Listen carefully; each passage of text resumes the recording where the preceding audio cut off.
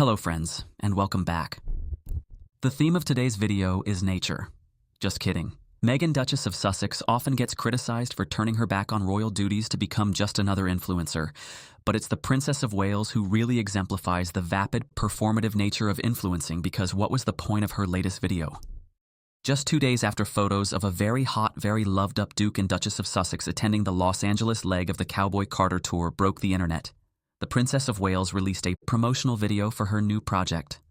Apparently, the project, entitled Mother Nature, will promote the healing power of nature and encourage people to reconnect with the outdoors. The first video, Spring, was released to mark Mental Health Awareness Week. Narrated by Kate, the 2-minute clip features spring blossoms, fields, and trees, and PDA from Kate and William, who hold hands and do a church hug. Weird shots of William staring into the distance, something he does a lot. Shots of peasants going about their day, and shots of the seasons changing, just in case you didn't know what she was talking about. It's almost as weird as her Twilight-inspired I'm Cancer-Free video. 3 more videos for summer, autumn, and winter are planned. The video itself is so pointless, so overproduced, and so overstylized that it looks like someone applied a bad filter.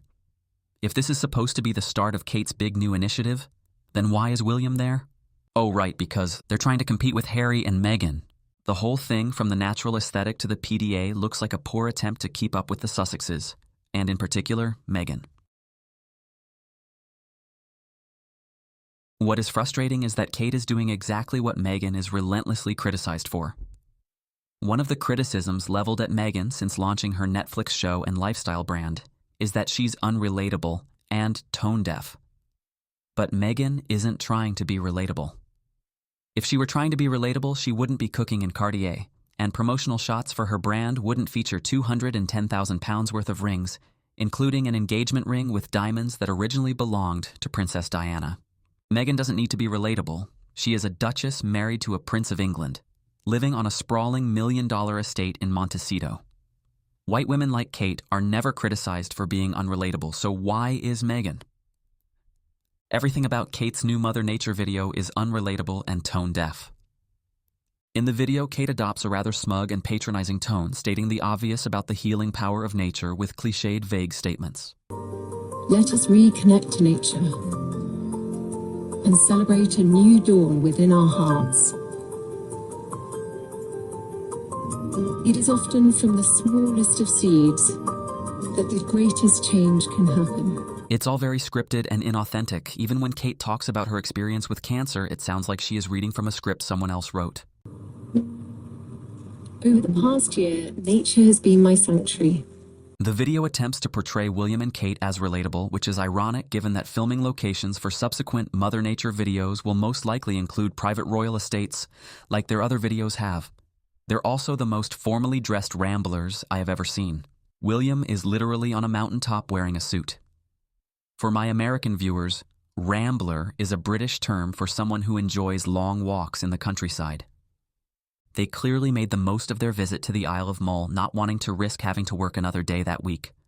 The Wales's performative joy is just grating at this point, especially given the entire world knows about the underlying tensions with the Sussexes.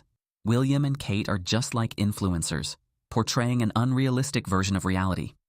In contrast, Harry and Meghan's joy seems genuine and hard-won, because they've been so candid about their struggles, including those with the royal family.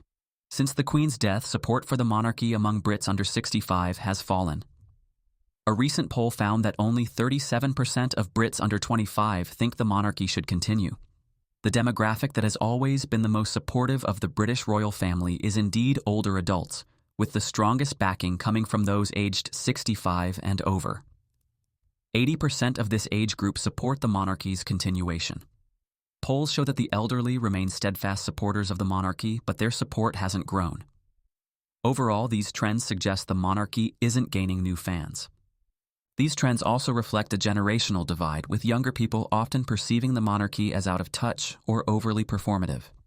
It seems despite William and Kate's embrace of a modern social media strategy, they're just preaching to the choir.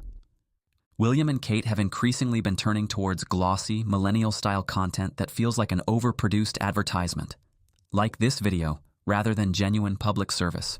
William and Kate's social media strategy leans heavily on polished cinematic content.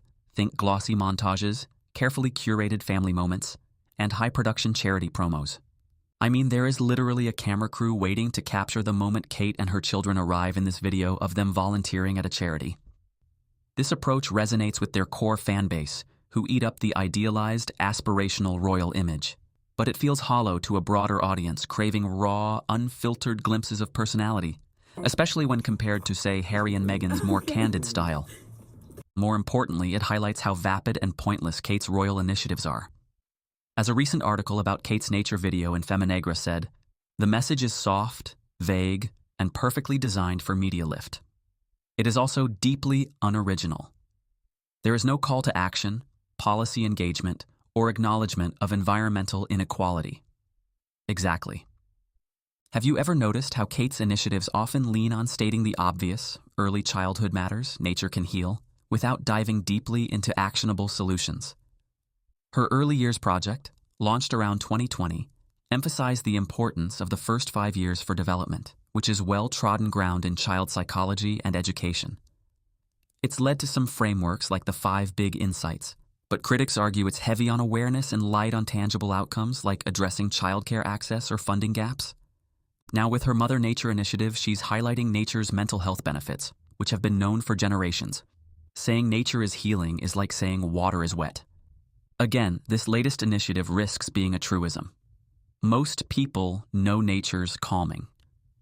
Without clear plans to, say, improve urban green spaces or tackle environmental inequities, what is the point of what she's doing? If the press applied a fraction of the scrutiny they apply to the Duchess of Sussex to the Princess of Wales, they'd be reporting how vacuous this nature series is. And yet Kate gets away with these pointless, empty gestures because the media has infantilized her and put her on a pedestal. The irony is sharp. Kate's push to be seen as a serious changemaker clashes with the reality of her initiatives, which often feel like polished restatements of obvious truths. Early childhood is crucial, nature heals, lacking the depth or innovation to drive real impact. Her call to focus on her actions, not her wardrobe, is undermined by the fact that her royal duties, photo ops, ribbon cutting, and carefully curated public appearances, often overshadow her initiatives. The media amplifies her style because, frankly, her work doesn't always give them much else to chew on. Thanks for watching, and please don't forget to like and subscribe.